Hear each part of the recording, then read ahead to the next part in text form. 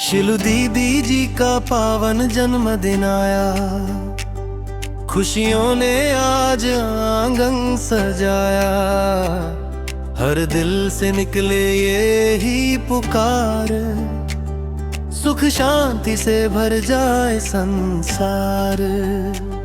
शिव बाबा का स्नेहिल हाथ सदा रहे आपके साथ, उनकी शक्तियों का हो वरदान, जीवन बने सदा महान। मास्टर स्माइल्स बन मधुर वाणी बरसाए, ज्ञान की अमृत कहानी।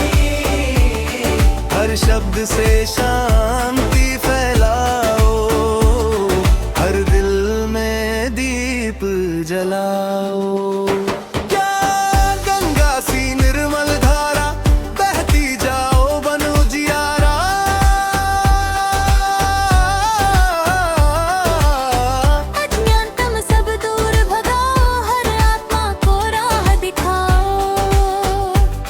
सरस्वती का वास तुम्हारी वाणी, हर बोल बने शुभ कल्याणी। सुनते ही मन का वरदान था कि आप हर की पौड़ी की गंगा हो, सारी दुनिया अपनी आके नहाएगी। ये बाबा ने मुझे कहा था, हर की पौड़ी पर सारी दुनिया जाती है ना, तो आप हर की पौड़ी की गंगा हो, सारी दुनिया तुम्हारे में नहाएगी। और फिर जब बाबा ने कहा कि ज्ञान की वीणा बजाने वाली सरस्वती आपकी ज़ुबान पर है, यह व्यक्त बाप दादा ने कहा था, तो उसके बाद टीवी के निमंत्रण मिले थे। तो टीवी का जो था ये भी बाबा का वरदान था, मधुबन में रहना भी बाबा का वरदान था। और साकार बाबा के तो बहुत वरदान मिले। बाबा के अलौकिक जन्म ही बाबा की गोद में हुआ, ब्रह्मा बाबा की गोद में।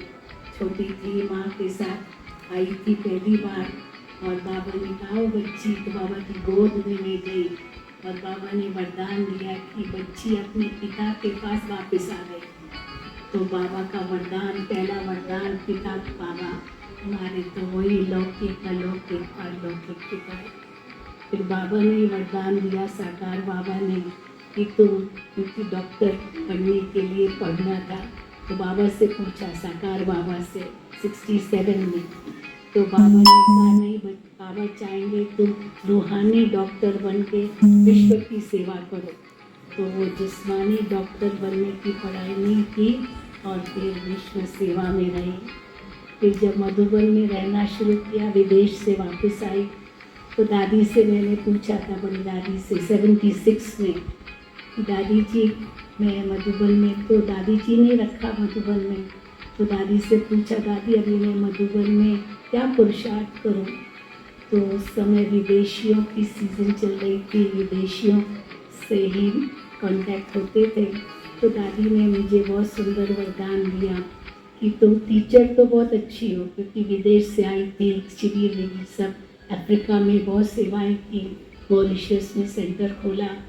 तो 76 में जब आप मधुबन आई, तो तो दादी जी ने कहा कि तुम टीचर तो बहुत अच्छी हो, बहुत सेवा की है, अभी डबल विदेशियों की तुमको सेवा करनी है, तो अभी टीचर बहुत अच्छी हो, अभी माँ बन के उनकी सेवा करो। ये मुझे बड़ी दादी ने वरदान दिया। तो सचमुच हम ऐसे डबल विदेशियों की सेवा बहुत हुई पांडव भवन में रह करके। तो मुझे याद है कि एक बहन ने मुझे एक कार्ड भेजा, विदेशी बहन ने, उसमें कई बिल्लियाँ थी, उसमें बड़ी बिल्ली थी माँ, तो माँ थी और उसकी छोटी छोटी बच्चियाँ बिल्लियाँ। तो कहती से शिलु दीदी माँ के रूप में, क्योंकि आप बच्चों को संभाल रही है। तो बहुत ध्यान रखना होता था। पांडव भवन था, ज्ञान सरोवर शांतिवन तो था ही नहीं था।